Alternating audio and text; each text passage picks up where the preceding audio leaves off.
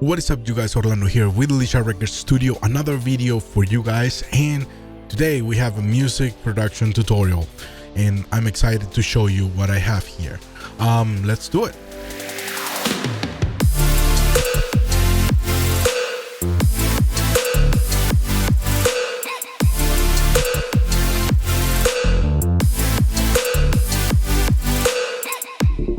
Remember, if you're new to this channel, please consider subscribing. You know the drill. Hit like, hit subscribe, hit the bell so you don't miss any other video from us. Do it! And as you can see here, I have a simple arrangement. I'm gonna play it for you so you guys can hear what we're working on today, and we move from there. So let's take a listen.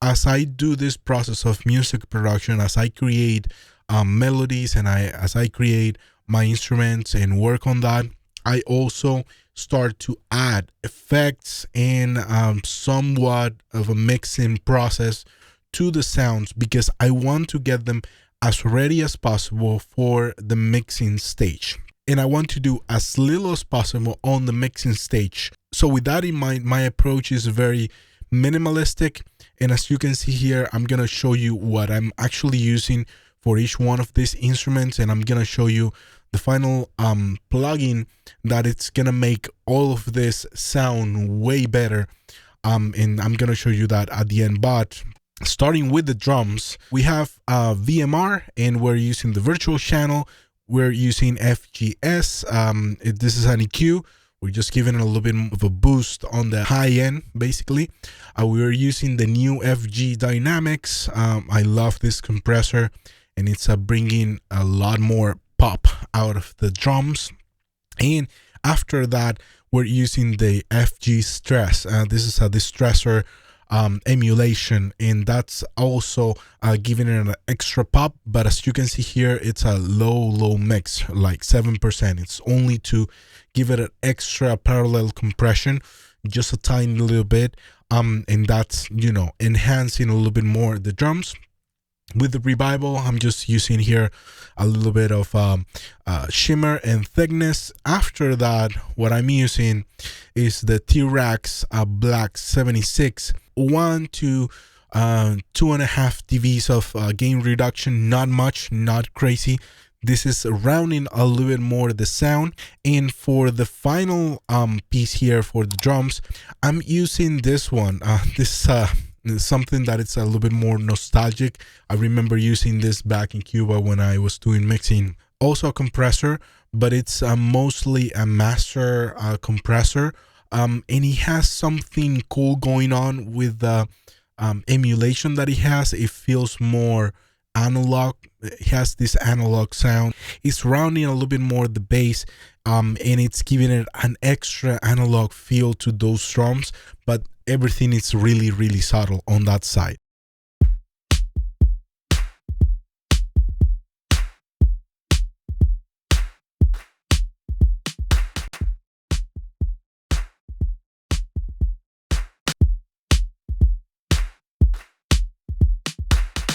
The bass, I'm using this preset bass compressor with the T-Rex vintage compressor here.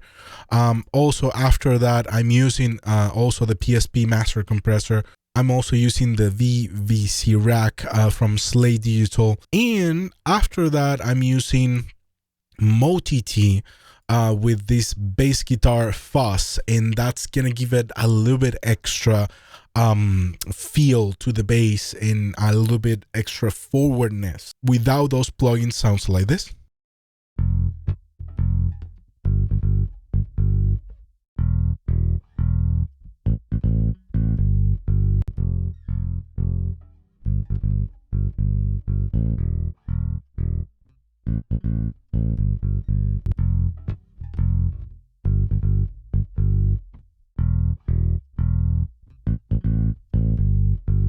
a massive difference there. So other than that, we have these guitars here. Let's take a listen.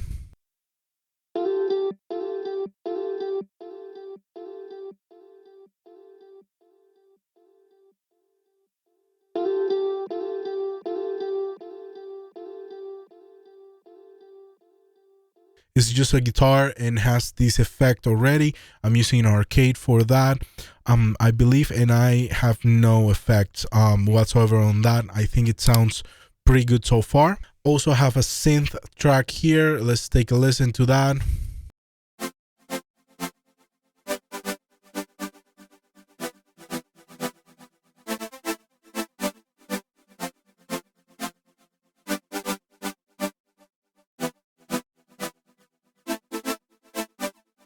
I ended up using just a snap heap, and there's a preset here that's called Auto Pan Chorus Delay.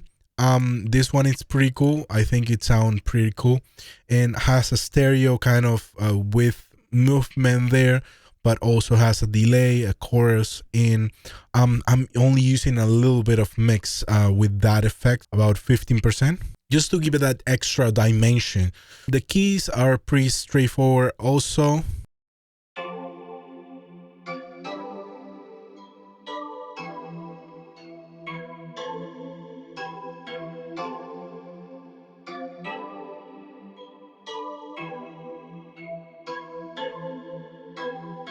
Here I'm using reverb actually on the effect, so it's okay to sometimes just put reverb on the effects as an insert if you're going for that effect specifically. After that, I have Murda melodies from Slay Digital and Murda beats, and it's amazing. It's just adding an extra touch of effect. And after that, I'm using T-Rax Equal, and I'm using a preset called the piano, and I just modified it a little bit.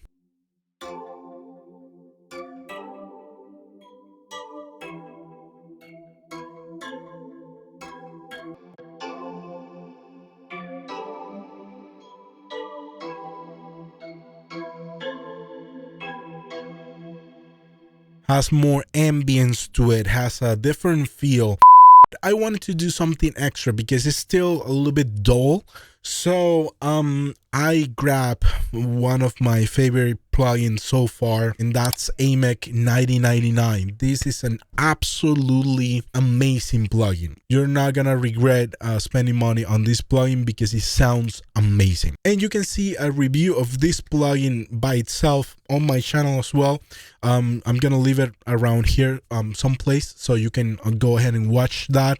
But they added since then an extra UI interface here, which is the dark mode here, and it looks just amazing. So what I end up doing here is just adding a copy of those to all those instruments, including the stereo out. So a little bit before and after that console plugin.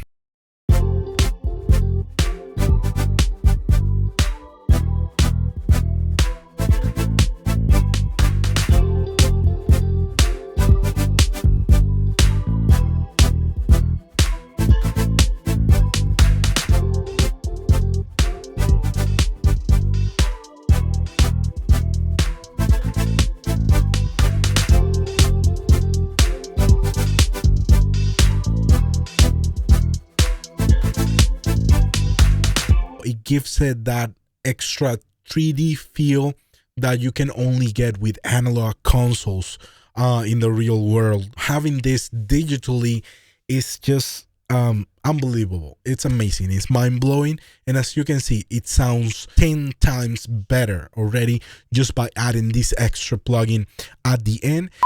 Hope you like this tutorial. Let me know in the comments below what you think about these plugins and if you're using any of them.